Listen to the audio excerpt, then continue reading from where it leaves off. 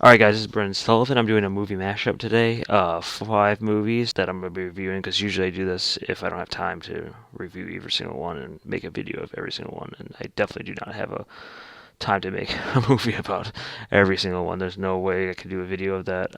So these 5 movies are movies that I saw in December. It's kind of like a end of the year, December kind of mashup that I'm going to do. So let's get into it. Let's get into the first movie. It's going to be Aquaman.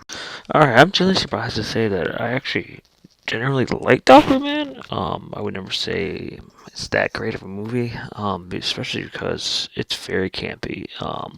Which that's why I would recommend it to a lot of people that don't like that campiness, and it's way more campy than I would say Avengers is or anything in the MCU. It's very cartoonish, and I enjoyed it from this because let's face it, the MCU or DMCU, the DCEU has been a industry of failure besides Wonder Woman, and I feel like this is like their sweet spot, at least, especially for this character. This character is goofy, and he does a lot of stupid shit, especially in the comics and the TV shows and all that kind of stuff he's been in. So I feel like this kind of tone fit this movie and fit this character rather than like a let's say like a Batman wouldn't work. Like in Justice League, they try to do this kind of shit in Justice League with Batman. It didn't work. With this, it does work. I'm not going to say this is a great movie or very that fantastic, but there is a lot of elements in this film to like, especially Jason Momoa as Aquaman, and mainly all the characters do a good job.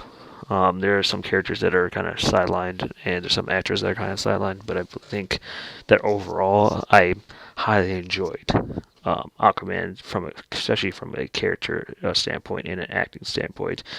Story wise, it was like 2 hours, not 2 hours and I think 20 minutes. I think you could have cut it down to 2 hours, maybe a little bit under 2 hours. There's a lot of parts where like, why was that there? It wasn't needed.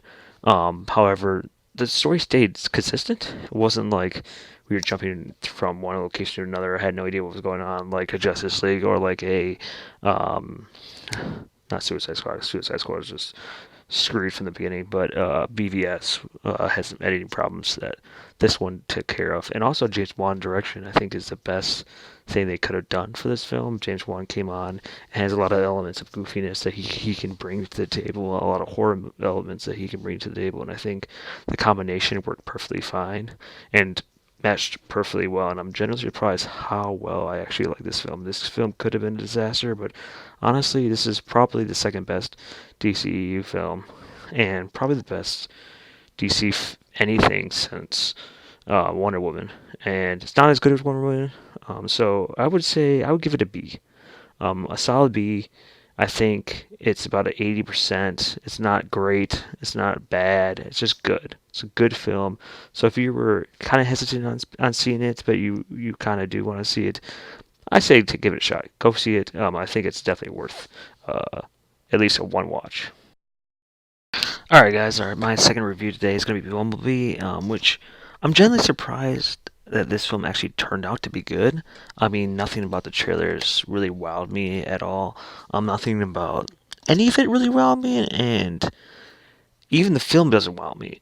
But it is definitely better than the other ones in terms of story. Guilty pleasure wise or like entertainment wise, I'm not sure if it is. It could have been, but I think towards the end they decided to like go really goofy and really kind of out there with their ideas, while also going very cliche. I mean, the ending is not a beam in the sky or anything like that, but it is very reminiscent of other films that we've seen in the past, or even other stuff that we've seen in other Transformers movies. I mean, but overall, I think the storyline, especially in this one, is definitely better than the last two, maybe. At least story wise, I think maybe it's even the better one out of any of them. Entertainment wise, I don't think so. I don't know. The third one to me is very guilty pleasure, and I think the third one's kind of underrated. I think the third one's actually Dark with the Moon, Dark Side of the Moon. Is actually my favorite one in the franchise. However, this movie is definitely hands above Age of Extinction, The Last Night, those shitty films that have incoherent storylines and all that kind of stuff. However, this I'm kind of disappointed by it because this could have been a fantastic movie, and it kind of settled for basic but way too over the top ending that didn't like mash up with the beginning, which was a very E.T. Iron Giant esque, which is kind of cliche, but it worked for those characters. And I think everybody from Harry Seinfeld to John Cena were working in the beginning. Even the kind of goofy stuff that was happening in the beginning, I could look over, but the ending just kind of ruined it for me. And I feel like it's an okay film, so that's why I would give it probably about a C minus. I would give it a 7. A 7 out of 10. A 7 out of 10. An okay film, not great, but definitely worth seeing it if you're definitely interested in watching it. I think, just like Aquaman, I say, if you want to see it, see it. If you're hesitant about it, wait to Redbox. Definitely better than it had any right to be, though, at least. Alright, my third movie, I'm going to keep short, under a minute, because I only watched an hour and 15 minutes of it, and I know that sounds bad, and I don't usually walk out of films. Maybe in the last 3 to 5 years, I've walked out of maybe 2, 3 films, but this honestly might be the worst one I've walked out of, and I'm genuinely surprised. You will be shocked, but Mary Poppins Returns. I don't know what the hell that movie was. It was a mess from start to finish. It literally had no story. I think they forgot what a story was, and so they just had a bunch of like musicals that they made, or musicals, but music they made, and they just mashed it together and just tried to make a story out of it because it's nothing like the original one. It's a headache inducing from the beginning, and the music's not even that good or that memorable to even think about making a movie just based on these music. I just didn't like it. I'm not going to give it a grade, but I highly don't recommend it unless you think it looks good. But even the trailers lie. I mean, halfway through the movie, we're in a bowl. Like we went into a bowl.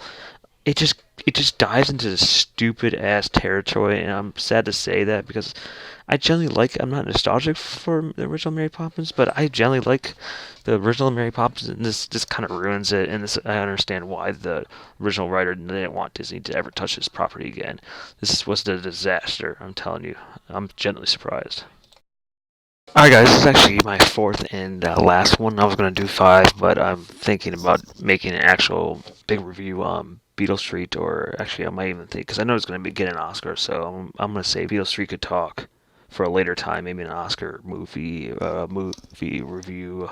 I'll do one of those, review every single Oscar movie of last year to compare the contrast the two, but for this last one, I'm gonna do Mortal Instruments, or not. I keep saying Mortal Instruments because it's almost as bad as Mortal Instruments, but Mortal Engines, the Peter Jackson uh, advertised film that was not even advertised. It was not. His name's not even on it.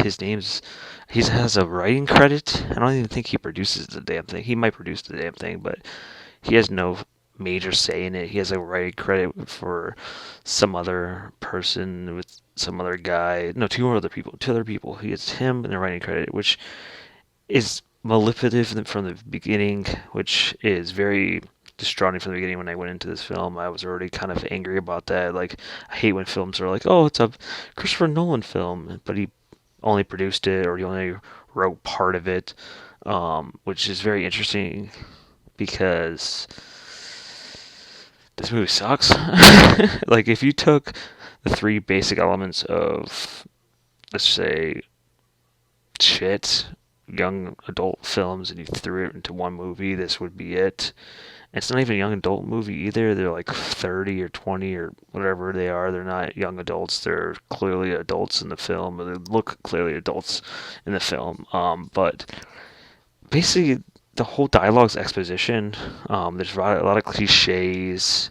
There's a lot of like setup to other scenes that don't connect. It's like half the movie was just like, here, it's kind of like a ball tease. Let me throw this reference in. Remember this person here. And every single time, they're basically just talking to the audience, and it throws you out the movie completely. And the cliche elements of the film don't help either. It's not a very it's not a bad looking film. It's not a bad acting film. It's not a bad directing film. But the screenplay is just all over the place, and it has cliches upon exposition upon story elements that we've seen millions and millions of times in better films. And I don't want to compare it to like Hunger Games. I don't want to compare it to like Harry Potter or anything else. But a lot of story elements are like those, even Divergent, all those films that were like, hey, we're going to be the new post-apocalyptic young adult thing. And I think this is about 5 to 10 years too late. It came out way too late than it should have. This would have been probably a interesting film and a better written film back when they still cared, back in the early 2010s, maybe 2012, 2013 at the latest. I feel like that would have been the perfect time for this movie to come out, but this movie came out way too late, and it already flopped, so obviously people didn't see it. But if you want to see a movie that's like hilariously bad and every right to be kind of not even interesting, go see it, I guess. Even Redbox it, but honestly, don't even Redbox this thing. This should have failed from the beginning.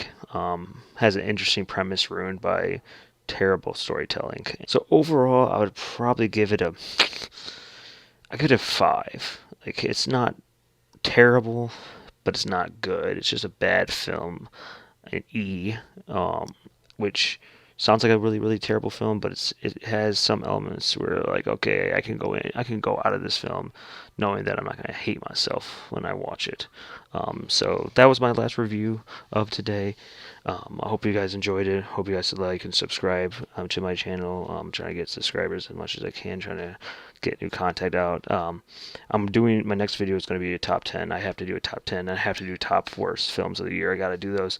I love those. I love doing those. So hopefully you guys love this video, and I'll see you guys next time.